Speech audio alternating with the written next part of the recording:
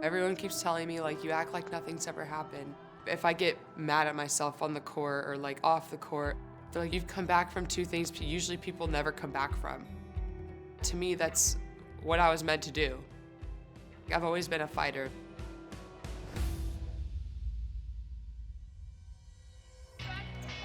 A top 20 recruit and member of the U.S. junior national team, Savannah Rennie enrolled early at the University of California, Berkeley in January of 2015 with high expectations.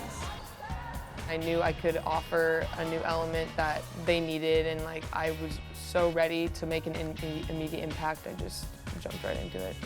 After a successful spring training at Cal, Rennie headed home to San Diego for the summer, when suddenly she fell ill. It happened just one night randomly. At like 11 o'clock, midnight, I just completely hit a wall. Just headaches, nausea, fever of 105. Things just progressively got worse. My organs were enlarged, we didn't know it was wrong. After weeks of confusion surrounding Rennie's medical condition, doctors finally made a diagnosis. Congenital hepatic fibrosis with portal hypertension, a rare life-threatening liver disease normally found in infants or the elderly. The only way to fix me or ever get me back on the court was a liver transplant. To avoid having to wait up to 5 years for a liver transplant in California, Rennie and her mother temporarily moved to Indiana in March of 2016. On May 16th of that year, nearly 2.5 months since arriving in Indiana, Rennie got the news that she would receive the liver she had been waiting for. They called me in the morning, and then it happened that night. I was like, yeah, let's do it. I'm so ready. Just get me on that table. The surgery was a success. And after months of physical therapy, Rennie returned to Berkeley, finally ready to make her collegiate volleyball debut. Well, and look at this. A little over 4 months after she received a new liver, it is redshirt freshman Savannah Rennie. Free ball. Back set to Rennie, who puts it down for the first point of her collegiate career. Savannah Rennie, welcome to the Conference of Champions. Rennie continued to contribute throughout the 2016 season, playing in 12 matches with 5 starts. But just as she was getting her life back on track, that following off-season, everything came crashing down again. I started to notice things were not really right the middle of spring. We'd be doing conditioning and running stairs, and I would not be able to catch my breath, at all. I just thought my body needed rest, but then I started to take that rest and nothing got better, it got worse. Started to lose my appetite, started to drop weight really fast, very fast. And then my boyfriend Long, he went and told on me to our trainer and was like, something's up with Savannah, she won't even get out of bed. Savannah didn't want to say anything because she didn't want to stop training. She didn't want to stop playing. I was like, hey, Savannah's really hurting right now. I haven't seen her in this much pain. I know she's tough, but this is kind of too much for her. And so that's when I rushed her over to Stanford to get her to the ER.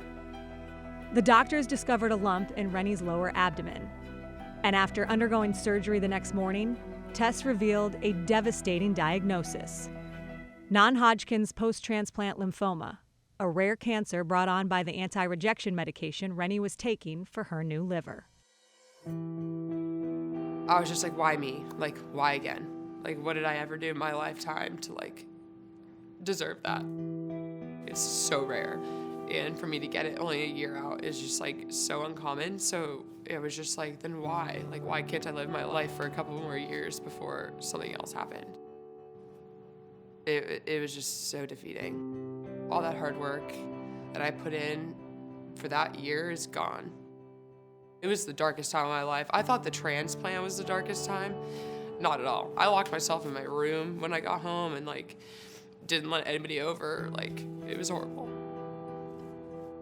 I definitely think this time around it was a lot tougher on Savannah mentally. She was 20 at the time. To be that young and get something that you don't really think about was just very tough for her. I was below rock bottom. Chemo wrecks everything in your body, so I just knew it was the lowest I could be, and the only way to go is up from there. Despite undergoing chemotherapy, Rennie continued to stay involved with her classes and volleyball. While she was going through chemo and recovery, if she didn't have an appointment, she would be at practice. To know that she wanted to be there all the time was absolutely wonderful, and to have her there with her fighting spirit, whether it's on the court or on the sideline, was incredible for us. Volleyball to Savannah is life. It's what got her up every morning when she was needing to go to doctor's appointments, when she was able to come to the gym. For her, a bad day in the volleyball gym is better than any day in a hospital bed. It really just helped me keep my mind off of what was going on, and like having the support system around me to make me laugh, to educate me in volleyball, and like make me just surrounded by people that love me and are willing to support me like 24/7 just really makes your day turn around each and every day, and I think that's what really helped me.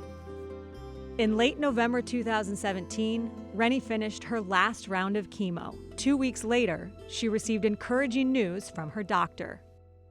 The cancer was gone. Although the cancer could reappear in the future, Rennie is healthy right now and is working harder than ever to get back to an elite level on the volleyball court. Every day I'm making strides to be more comfortable and more of where I was, and that's all I can ask for is each and every day getting that 1% better, and I just feel like I am. She's looking really good. She's looking like her old self. When your gift is taken away from you, it's hard to get it back, and she's worked so hard and wants it back so badly, and she's starting to get there. There is Savannah Rennie.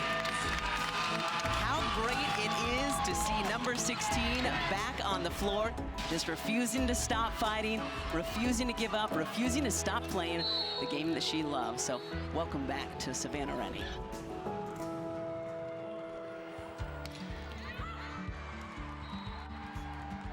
It's not fair when children have to go through this, and to see her on the floor competing, to see her healthy walking around school in these hallways, and to see her family get to watch their daughter play and compete. She's a miracle, and I'm grateful that I get to see her every day. Anything that comes in my way is nothing compared to what I've gone through, and I want to show people that are in these situations that it is possible to come back and your life's not over. I learned that I'm stronger than I ever thought.